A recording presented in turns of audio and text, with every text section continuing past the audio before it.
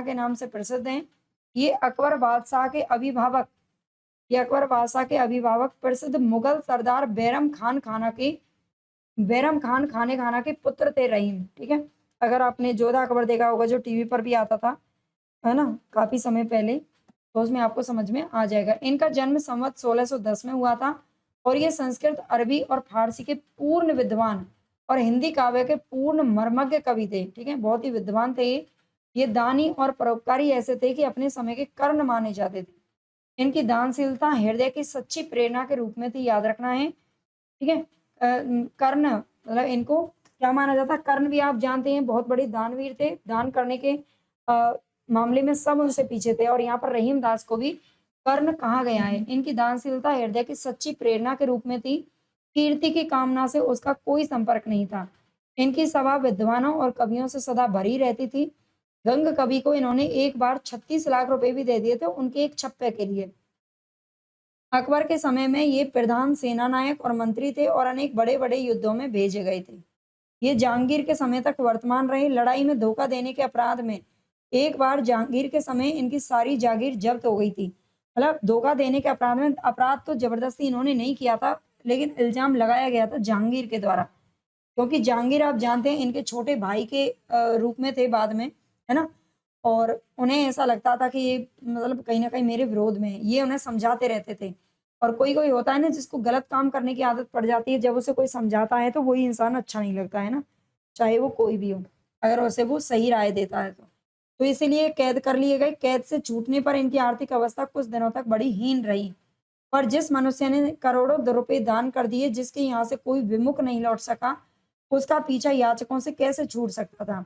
अपनी दरिद्रता का दुख वास्तव में उन्हें उसी समय होता था जिस समय इनके पास कोई याचक जा पहुंचता, कोई मतलब मांगने वाला, लेकिन ये उसकी यथेष्ट सहायता नहीं कर पाते थे।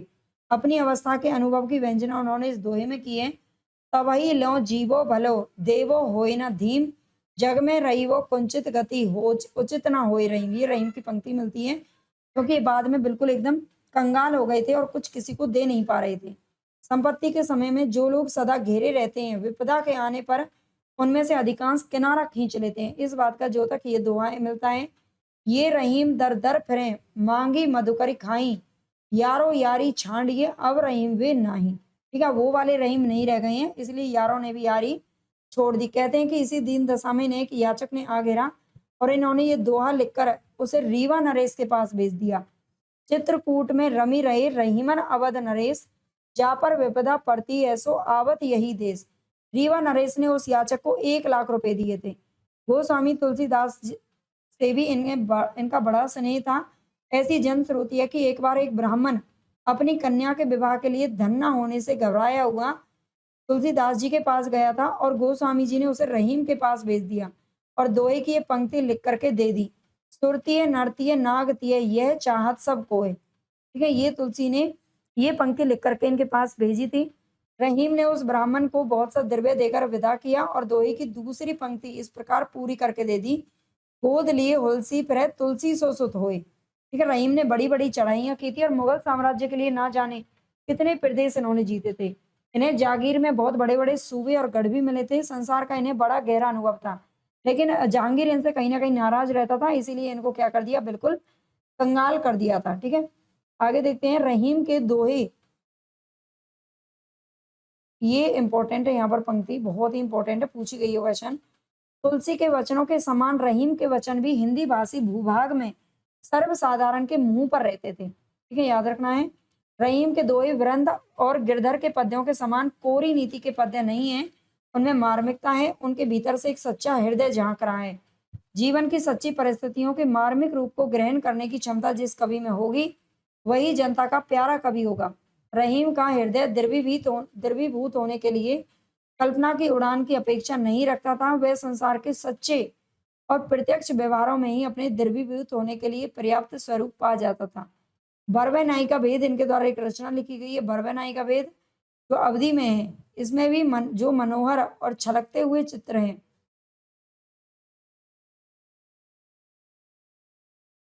वे भी सच्चे हैं, कल्पना के झूठे खेल नहीं है। उनमें भारतीय प्रेम जीवन की सच्ची झलक है।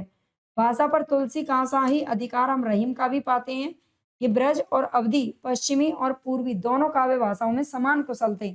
बरवे नायिका वेद बड़ी सुंदर अवधी भाषा में लिखी गई है। याद रखना है, बरवे नायिका वेद किसमें है? अवधी भाषा में। इनकी उक्तियां ऐसी लुभावनी हुई, ये भी पूछा गया है क्वेश्चन। इनकी उक्तियां ऐसी लुभावनी हुई कि बिहारी आदि परवर्ती कवि भी बहुतों का अपहरण करने का लोभ न रोक सके। यद्यपि रहीम सर्वसाधारण में अपने दोहों के लिए ही प्रसिद्ध है, पर इन्होंने बरवे, कवित्त, सवैया, सोरठा, पद सब में थोड़ी बहुत रचना की है। रहीम का देहावसान संवत 1683 में हुआ। अब तक इनके निम्नलिखित ग्रंथ ही सुने जाते थे: रहीम दोहावली या फिर सतसई, ठीक है। बरवे नायिका वेद, श्रृंगार, सोरठा, मदनाष्टक, राज पंचाध्यायी। पर भरतपुर के श्रीयुत पंडित माया शंकर जी याज्ञिक ने इनकी और भी रचनाओं का पता लगाया है, जैसे नगर शोभा। नगर शोभा भी पूछी जाती है। फुटकल बरवे, फुटकल कवित्त, सवैये और रहीम का एक पूरा संग्रह रहीम रत्नावली के नाम से भी निकाला गया है, ठीक है। आगे देखते हैं, ये कई भाषाओं और विद्याओं में पारंगत थे। इन्होंने फारसी का एक दीवान भी बनाया था और वाक्यात बावरी का तुर्की से फारसी में अनुवाद भी करवाया था। कुछ मिश्रित रचना भी इन्होंने की है। रहीम काव्य, हेट कौतुकम नामक ज्योतिष का ग्रंथ, ठीक है।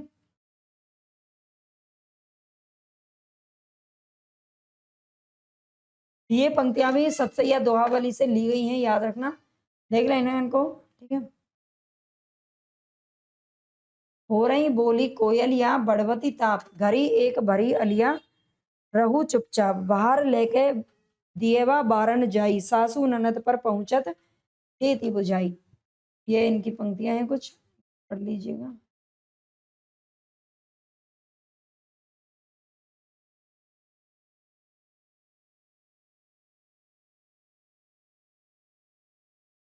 आगे ये एक पंक्ति इनकी पूछी जाती है: कमल दल नैनन की उन्मानी, ठीक है। कमल दल नैनन की उन्मानी, बिसरती नाही सकी, मोह मनते मंद मंद मुस्कानी। ये पंक्तियां इनकी जो पूछी गई है, ठीक है। आगे देखते हैं, कादर।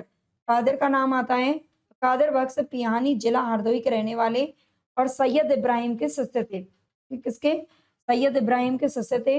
इनका जन्म संवत, सैयद इब्राहिम किसका नाम था?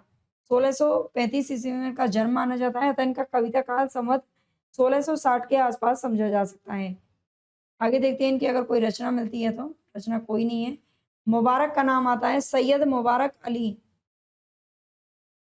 सैयद मुबारक अली बिलगारामी का जन्म संवत 1640 में होता है। अतः इनका जीवन, अतः इनका जो कविता काल है वो 1670 के पीछे माना चाहिए। इनकी रचना देख लीजिए, ज्यादा इनको कुछ पढ़ना नहीं है। इनके प्राप्त ग्रंथ है अलग शतक और तिल शतक, ठीक है। अलग शतक और तिल शतक, ये इनके याद रखनी है। आगे नाम आता है यहाँ पर बनारसी दास का, ठीक है। बनारसी दास ये जौनपुर के रहने वाले एक जैन जौहरी थे, जो आमेर में भी रहा करते थे। इनके पिता का नाम था खड़ग सेन। ये संवत 1643 में उत्पन्न हुए थे और इन्होंने संवत 1698 तक का अपना जीवन वृत्त अर्ध कथानक नामक ग्रंथ में दिया है। अर्ध कथानक जो कि बनारसी दास जैन की इनके द्वारा लिखी गई है, ठीक है। इन्होंने ही प्रथम आत्मकथा लिखी थी, अर्ध कथानक, ठीक है। और पुराने हिंदी साहित्य में यही एक आत्मचरित मिलता है, इससे इसका महत्व बहुत अधिक है।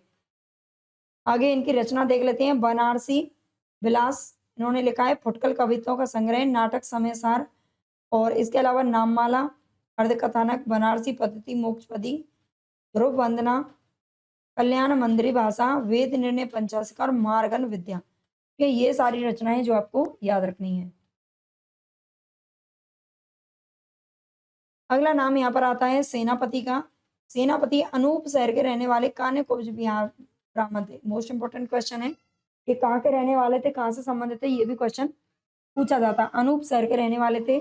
इनके पिता का नाम था गंगाधर और पितामह का नाम, पितामह यानी दादाजी का नाम था परशुराम, और गुरु का नाम क्या था? हीरामणि दीक्षित। इनका जन्म काल संवत 1646 के आसपास माना जाता है। ये बड़े ही सहृदय कवि थे सेनापति जी।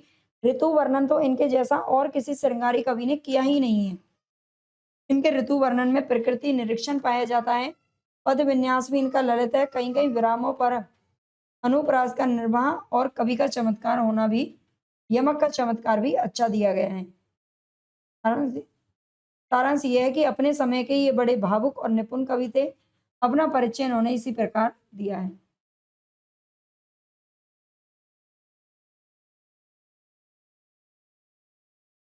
आगे देखते हैं, इसमें कुछ नहीं है। शिव सिंह सरोज में लिखा है कि इन्होंने क्षेत्र संन्यास ले लिया था। इनके भक्ति भाव से पूर्ण अनेक कवित रत्नाकर में मिलते हैं। कवित रत्नाकर इनकी राम भक्ति धारा से, राम भक्ति से संबंधित है ये। कवित रत्नाकर, ये भी प्रश्न पूछा जाता है, ठीक है? ये हालाँकि ये रीतिकाल संबंधी रचनाएँ भी सेनापति ने लिखी थी, है ना?